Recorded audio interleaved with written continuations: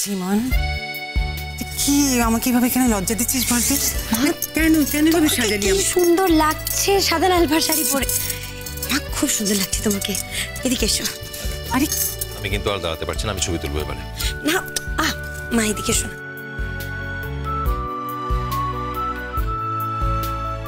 মা বেজদি, তোমাকে তো একদম বিয়ের কোণের মতো লাগছে গো। বর তাকে তো আগেই বিয়ের বরের মতো সাজানো হয়েছে। কি ব্যাপার তোমরা আবার আজকে নতুন করে বিয়ে করছো নাকি?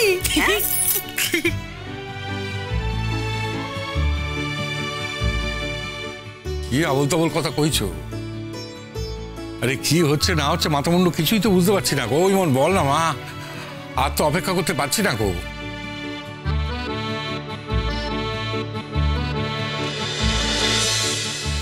বাবা হাত ধরো।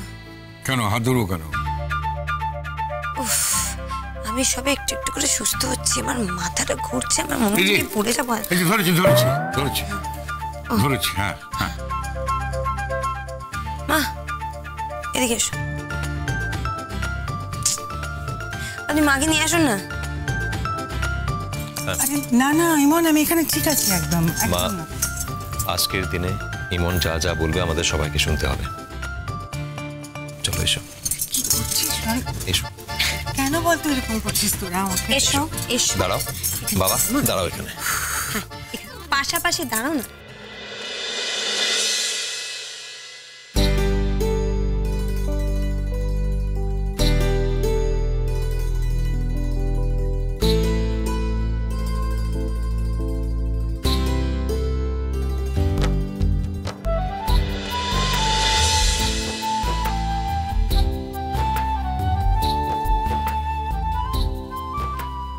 মেজো মামিকে তুমি সাজিয়েছো? হ্যাঁ আমাকে তাই বলা হয়েছে। তুমি তো খুব সুন্দর সাজাতে পারো, খুব সুন্দর হয়েছে। আমি কি কি পারি তা তো তুমি কখনো জানতে চাওনি। যাই হোক, ইমন আমাকে একটা কাজ দিয়েছিল আর সে কাজটা আমি করেছি, তোমার ভালো লেগেছে, থ্যাংক ইউ। আমি তো তোমায় থ্যাঙ্কস জানাচ্ছি, যারা এত সুন্দর হাতের কাজ, যে এত সুন্দর করে সাজাতে পারে। আমি শিওর সে আরো অনেক কিছু পারে।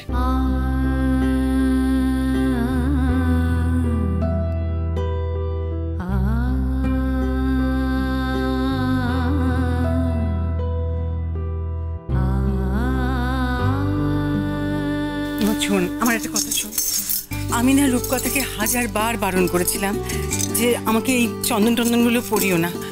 আচ্ছা আমি কি মরে যাচ্ছি নাকি যে চন্দন পরে আমাকে খাটে উঠতে হবে বলতো? না তুই তাকিয়ে দেখ দেখ দেখ, সবাইকে কেউ কিন্তু চন্দন পরেনি, আমি কেন চন্দন পরবো? আমি এটা মুছে না, তুমি কিচ্ছু বুঝবে না। আমি যেটা বলছি তোমাকে সেটাই করতে হবে, বুঝেছো? দাঁড়াও এভাবে, ছবি তোলা।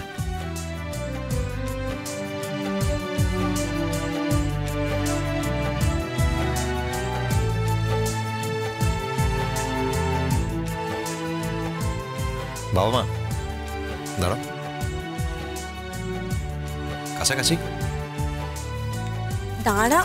আরে এদিকে এসো না, এসো এসো, এনো হাত কি ধরো। আরে তুমি পাশাপাশি একটু দাঁড়িয়েছি আমি। হ্যাঁ ব্যাস, এবারে ক্যামেরার দিকে তাকো। কি ব্যাপার রনো, শুধু আমাদের ছবি তুলছো কেন? আরে ছবি তুলবে না কেন? এই বাড়িতে তোমাদের দুজনের একসঙ্গে কোনো ছবি নেই।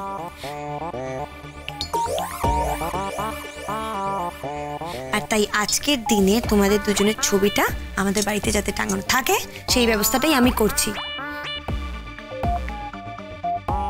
কারণ আজ তোমাদের 35তম বিবাহ বার্ষিকী। Happy marriage anniversary.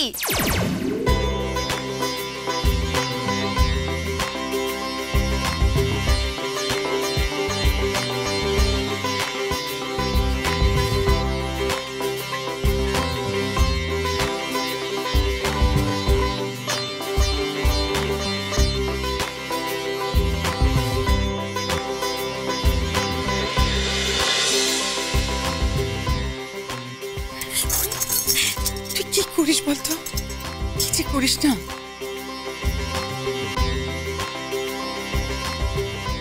ছি, ছি, ছি, ছি।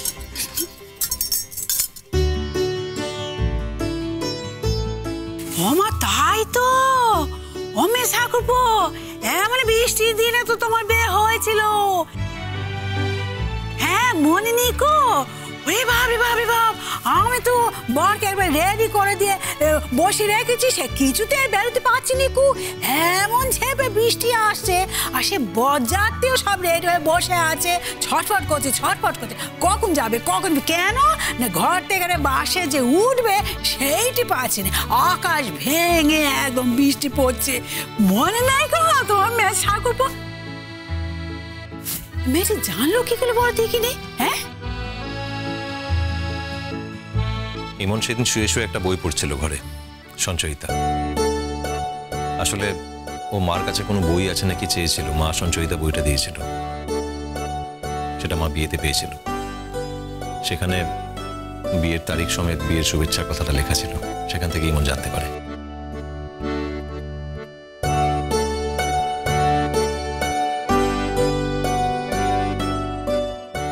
ছি ছি ছি ছি ছি, এটা তুই কি করলি ইমন? এরকম ছেলে মানুষ কেউ করে?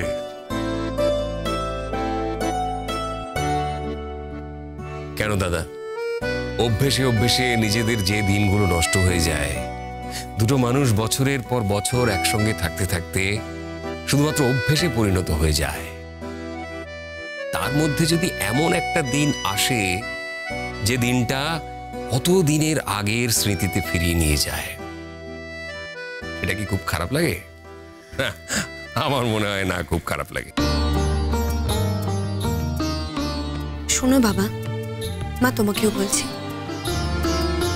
এতদিন হলো আমি এই বাড়িতে রয়েছি, কোনোদিনও তোমাদের দুজনকে পাশাপাশি বসে আমি গল্প করতে শুনিনি একদিনও। একসঙ্গে বাইরে বেরোনো তো দূরের কথা, একটা দিনও তোমাদের আমি হাসতে দেখিনি। কেন? সব সময় তোমরা একে অপরকে দোষ চাপিয়েছো। আর বাবা, তুমি তো মাকে মানুষ বলে মনেই করো না, এত খারাপ ব্যবহার করো, সবার সামনে এত হ্যাটা করো। মায়ের কি এগুলো ভালো লাগে বলো? কার সহ্য হয়? আর এই কারণে মায়ের মনে অনেক মান, অভিমান, অভিযোগ জন্মেছে তোমার জন্য। সেই কারণে মা কোনোদিনও তোমার সঙ্গে ঠিক করে কথাও বলতে চায় না। তোমরা দুজনে বলো, বাড়ির ছেলে মেয়েদের এগুলো দেখতে ভালো লাগে?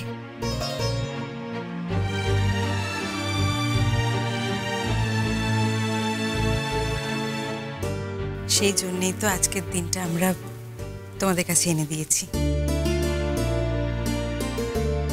মনে করো না আজকে আবার নতুন করে বিয়ে করছো? এতদিন যা দেখে এসেছি, কাল থেকে যেন আর সেটা না দেখতে হয় আমাদের, বুঝেছো?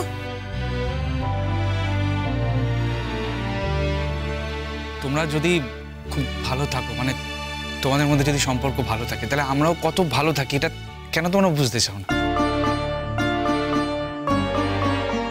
আমরা যদি সবসময় দেখি, ছোট থেকে দেখি যে যেটু তুমি মেজমাকে বকছো, তুচ্ছতাচ্ছিল্য করছো, তাহলে তো আমরাও সেগুলোই শিখে যাবো, আমরাও তো তাই করবো। মানে আমরা সেগুলো করিনি কখনোই, কিন্তু যদি তাই করতাম তাহলে কি মেজেটু খুব ভুল হতো বলো?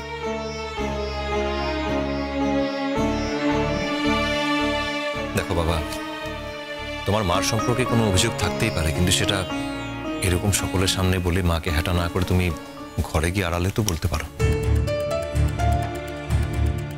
সেটা ভালো হয় না? দেখো, মা তো খারাপ মানুষ নয়, আর তুমি আলাদা করে কোনো খারাপ মানুষ নও, তাহলে এরকম কেন করো বলো তো? অনেকদিন তো হয়ে গেল, এরকম ভাবেই কেটে গেল। এখন একটু নিজের মধ্যে সম্পর্কটাকে ভালো করে ভালো থাকার চেষ্টা করো। দেখো, ছোটবেলা থেকে কিছু বলতে পারিনি, কারণ বাড়ির কোনো ব্যাপারে আমাদের কিছু বলার অধিকার ছিল না, তাই চুপ করে থাকতাম, কিন্তু দেখতে তো ভালো লাগতো না আমাদেরও। তোমাদের নিয়ে আমরা বাইরে কত গর্ব করি সকলের সামনে। যদি তোমরা নিজেদের মধ্যে ঝামেলাগুলো মিটিয়ে ভালোভাবে না থাকো তাহলে আমাদের সেই গর্বের জায়গাটা বারবার নষ্ট হয়ে যায়। তোমরা বুঝতে পারো না কেন?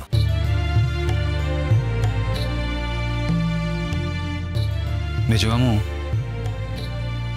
আজ তোমাকে একটা কথা না বলে পারছি না। বড় মামিকে মাথার উপর রাখতে গিয়ে তুমি সবসময় মেজমণিকে ছোট করেছ। না, বড় মামিকে তুমি মাথার উপর রাখো, তাতে কোনো দোষ নেই। বড় মামি এ সংসারের জন্য জীবন দিয়েছে। এবার এই বড় ছেলে হিসেবে আমি জানি সেটা, দেখেছি নিজের চোখে। কিন্তু তাই বলে বড় মামিকে মাথার উপর রাখতে গিয়ে সবসময় মেজমণিকে ছোট করতে হবে কেন মেজো মামু? কেন?